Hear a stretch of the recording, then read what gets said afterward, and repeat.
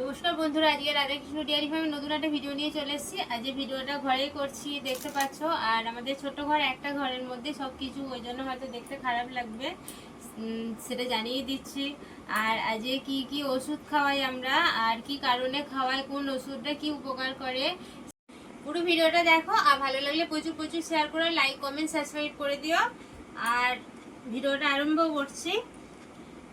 এই ওষুধটা, এটা আগেও দেখিয়েছি। এই ওষুধটা গাভিন থাকবে 7 মাস, 8 মাস, 9 মাস। এটা দুটো কি 3টে বোতল যদি খাওয়াতে পারো গাভিন গরুকে, খুবই ভালো হয়। আর 50 গ্রাম সকালে, 50 গ্রাম বিকালে, 100 গ্রাম করে। এই ওষুধটা, এটা জেল ওষুধ। এই ওষুধটা যদি গাভিন অবস্থায় খাওয়াও, তাহলে গরুটা ক্যালসিয়াম ঘাটতি এগুলো হবে না। আর গরুটা যে গাভিন বাচ্চা হওয়ার পর পড়ে যায়, অনেক গরু উঠতে পারে না, সেগুলো হবে না। আর গরুর ফুলটা মানে বাচ্চা হওয়ার পর গরুর ফুলটা ঠিকঠাক পড়ে যাবে। এই ওষুধটা খাওয়ানো থাকলে অনেক উপকার হয়। আর অনেক গরুকে স্লাইন দেওয়ার প্রয়োজন পড়ে, এই স্লাইনেরও কাজ করে এই ওষুধটা। সেই জন্যে আমরা এই ওষুধটা খাওয়াই গাভিন গরুকে। আর এইটা হলো লিভার টনিক। আমি আগেও বলেছি বারবার ভিডিওতে, যে যে গরু কিংবা ছাগল হয়তো খাবার খাবে না, তাদেরকেও লিভার টনিকটা খাওয়ানো যায়। এই লিভার টনিকটা খাওয়ালে তাহলে খাবার খাবে বেশি বেশি আর সুস্থ থাকবে। আর কৃমির ওষুধ খাওয়ানোর আগে অবশ্যই লিভার টনিকটাকে খাওয়াতে হবে। ছাগলকেও খাওয়াতে হবে, গরুকেও খাওয়াতে হবে। গরুর ক্ষেত্রে সকাল বিকাল 50 ml করে 100 ml, 50 গ্রাম করে 100 গ্রাম। আর গাভিন কিংবা আমরা গাভিন গরুকে খাওয়াই না কৃমির ওষুধ, কিন্তু এটা খাওয়ানো চলে। গাভিন কিংবা দুধ দেওয়া গরুকে এই ওষুধটা খাওয়ালে দুধ কমে না। জেনভেক্ট এটা খাওয়ালে দুধ কমে না। এই কৃমির ওষুধটা খাওয়াই গাই গরুকে। আর এই লিভার টনিকটা খাওয়াই আমরা। আর যে গরু কিংবা ছাগল খাবার খায় না, কম খাবার খায়, কৃমির ওষুধ না খাওয়ালেও লিভার টনিকটা খাওয়াই।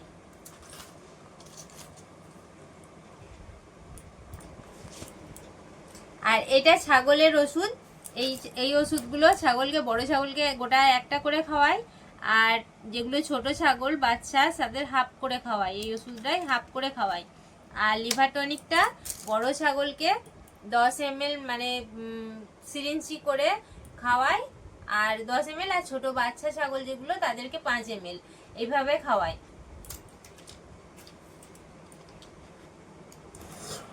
গরুকে যেমন গাভিন হয়ে গেলে খাওয়ায় না, ছাগলকেও তাই গাভিন হয়ে গেলে খাওয়ায় না। আর গাভিনের আগে আর খাসি যেগুলো থাকে, তাদেরকে 3 মাস অন্তর অন্তর কৃমির ওষুধ আর লিভার টনিক খাওয়ায়। আর 10 মাস যে গরুগুলো পার হয়ে যাবে, সেই গরুগুলোকে এই ট্যাবলেটগুলো খাওয়াই 1.5 গ্রাম। এই ট্যাবলেটগুলো 10 মাস, 11 মাস, 12 মাসে যেগুলো হয়ে যায়, সেই গরুগুলোকে এই ট্যাবলেটগুলো খাওয়াই।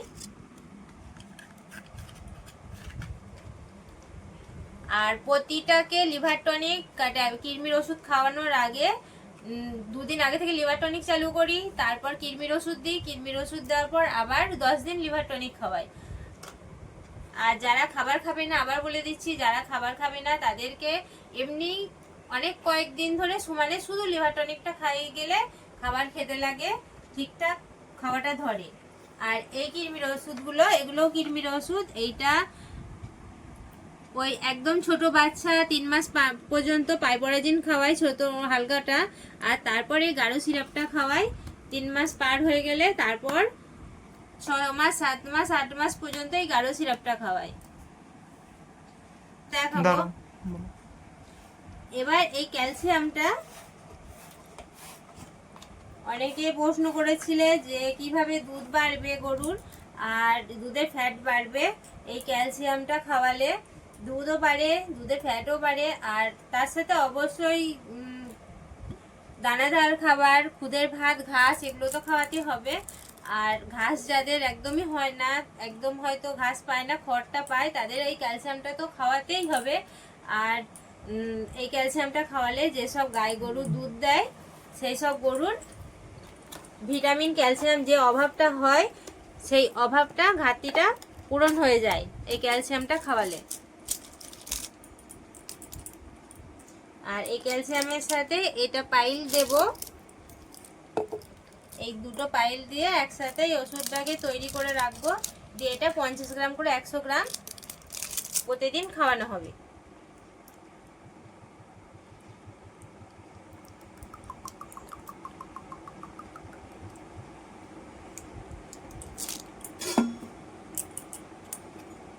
এটা এর সাথে ভালো করে মিক্স করে নিতে হবে।